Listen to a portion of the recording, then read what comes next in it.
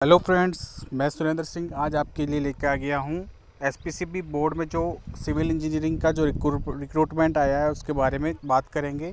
चलिए चलते हैं, इसके ऑफिशियल साइट में जो नोटिफिकेशन आया है उसको डाउनलोड कर लीजिए। जैसे मैंने डाउनलोड कर लिया है उस पर चलते हैं। ये जो इसका शॉर्ट विज्ञापन आया, संक्षिप्त विज्ञापन, उसमें लिखा है राजस्थान राज्य प्रदूषण नियंत्रण मंडल जयपुर, इसके हेडिंग में लिखा गया है। और अभी हम इसमें ये चर्चा करेंगे कि इसमें क्या क्या अहर्ता और मान्यता हैं, क्या क्या एज लिमिट हैं। इसके लिए सबसे पहले आपको देखिए विज्ञापन संख्या 1/2020 में इसमें सीधी भर्ती प्रतियोगिता परीक्षा 2020 के लिए निम्नलिखित पदों हेतु ऑनलाइन आवेदन आमंत्रित किए जाते हैं, जिसमें कनिष्ठ वैज्ञानिक अधिकारी की पदों की संख्या है 28 और कनिष्ठ पर्यावरण अभियंता की पदों की संख्या है 86। इसमें एज लिमिट रखी गई है, वो है न्यूनतम है 18 वर्ष और अधिकतम 40 वर्ष। वो जो क्राइटेरिया फुलफ़िल होना चाहिए दिनांक 1/1/2022 तक। और इसमें पे लेवल मैट्रिक्स L12 और L10 अलग अलग रखा गया है। आवेदन तिथि की बात करें तो हम इसमें आवेदन तिथि जो है वो 24/12/2020 से 23/1/2021 तक रखी गई है। तो इस टाइम के पीरियड के अंदर में आपको इसमें आवेदन कर लेना चाहिए। आवेदन की जो है प्रक्रिया ऑनलाइन रहेगी। इसी की एसपीसीबी साइट पर जाके आप डाउनलोड इसमें एप्लीकेशन कर सकते हैं। इसके अलावा आपको बताते हैं कुछ खास बिंदु, जैसे राजस्थान राज्य प्रदूषण नियंत्रण मंडल, इसका जो विभिन्न कैटेगरी वाइज पोस्ट की जो सीटें हैं वो इस प्रकार दी गई है। जैसे ओबीसी की और जो सामान्य जनरल वर्ग, इस प्रकार ये आप इसमें देख लीजिए, इतना कुछ ज़्यादा नहीं। शैक्षणिक योग्यता मैं बता देता हूँ कि जूनियर साइंटिफिक ऑफिसर की जो है first class master degree in branch of chemistry, soil science, environment science और माइक्रोबायोलॉजी या यूनिवर्सिटी इंडिया से या फिर कोई फॉरेन क्वालिफाइड रिकग्नाइज्ड इक्विवेलेंट होना चाहिए। और जूनियर एनवायरमेंटल इंजीनियर की जो है मास्टर डिग्री इन एनवायरमेंटल, इसमें मास्टर डिग्री एमटेक मांगी है किसी भी फील्ड में, जो इसमें दिखाई गई है। इसके अलावा जो है आपको मिनिमम फर्स्ट क्लास जो क्राइटेरिया है वो फुलफिल के अलावा आपको 60% एग्रीगेट पासिंग मार्क्स होना चाहिए। इसके साथ ही आपका शैक्षणिक अर्हताएँ जो है वो working knowledge of Hindi written in Devanagari script and knowledge of Rajasthan culture, ये एक शैक्षणिक योग्यता में माना है कि आपको हिंदी लिखना आना चाहिए और देवनागरी लिपि में आपको टाइपिंग करना आना चाहिए, और साथ साथ में आपको राजस्थान कल्चर की नॉलेज होना चाहिए। आगे चलते हैं, इसमें क्या क्या दिया गया है। पेड मैट्रिक्स लेवल की मैंने बात कर ही दी है। साइंटिफिक अधिकारी की है L12 पे मैट्रिक्स, और कनिष्ठ पर्यावरण अभियंता की है मैट्रिक्स लेवल L10। इसके साथ ही ये दिनांक राष्ट्रीयता होनी चाहिए, भारत का नागरिक हो। और साथ ही साथ ये विभिन्न विशिष्ट श्रेणियों में दे आयु सीमा छूट के प्रावधान इसमें दिए गए हैं। 5 वर्ष अति पिछड़ा वर्ग के लिए और महिला वर्ग की सामान्य सीट के लिए आर्थिक रूप से कमज़ोर 5 वर्ष। ये सब आप इसमें एप्लीकेशन देने से पहले आप इसको डिटेल पढ़ लीजिए। साथ ही साथ इसमें जो मेन पॉइंट्स है वो मैं आपको बता देता हूँ। आवेदन की प्रक्रिया जो रहेगी इसमें होने के बाद में चयन प्रक्रिया जो है अभ्यर्थियों को चयन प्रतियोगी परीक्षा के माध्यम से किया जाएगा। यह परीक्षा ऑनलाइन ऑफलाइन आयोजित की जा सकती है, जिसके संबंध में विवरण मंडल की वेबसाइट पर यथा समय प्रकाशित कर दिया जाएगा। ठीक है। इसके बाद में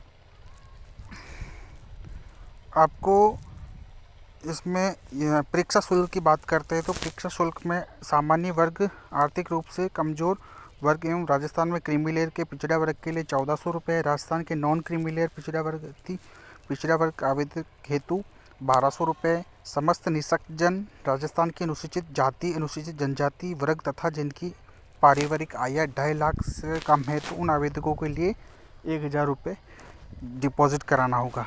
साथ ही साथ में इस पर स्पेशल नोट लिखा है, वो मैं आपको पढ़ के बता देता हूँ। राजस्थान राज्य में विभिन्न अन्य राज्यों के अनुसूचित जाति अनुसूचित जनजाति पिछड़ा वर्ग अति पिछड़ा वर्ग आर्थिक रूप से कमजोर अभ्यर्थियों को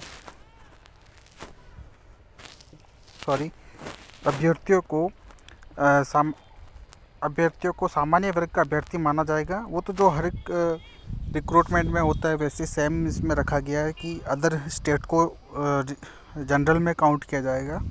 साथ ही इसमें पाठ्यक्रम का परीक्षा सिलेबस दिया गया है जो बहुत ही शॉर्ट और विशेष एनवायरमेंटल पे सब्जेक्ट पे आधारित है। इस जो टॉपिक दिया हुआ सिलेबस को मैं पूरा कवर करूँगा हमारे नेक्स्ट वीडियो में।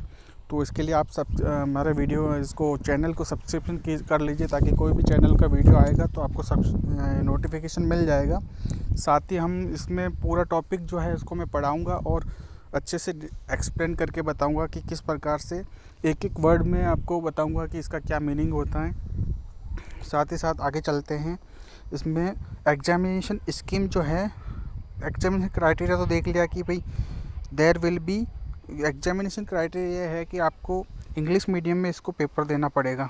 General knowledge with special reference to history, art, culture, traditional literature, heritage and geography of Rajasthan, mathematics, reasoning, current affair. जैसे कि पहले बता दिया गया है कि इसमें राजस्थान कल्चर आना चाहिए आपको।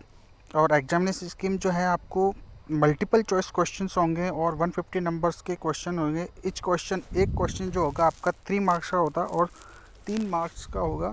और the question paper will be only in English medium. और पार्ट जो सब्जेक्ट रहेंगे पार्ट ए और part B. Part A environmental science के ऊपर रहेगा टेक्निकल, और पार्ट बी जो रहेगा जनरल नॉलेज। और इच क्वेश्चन में इसमें क्या है कि एक क्वेश्चन अगर गलत जाता है तो उसका नेगेटिव मार्किंग आपको 1 नंबर कटिंग डिडक्टेड आपका डिडक्ट होगा। साथ ही साथ ऑल ओवर आपका टोटल मार्क्स 450 का होगा। इसके आधार पर आपका कट ऑफ होगा।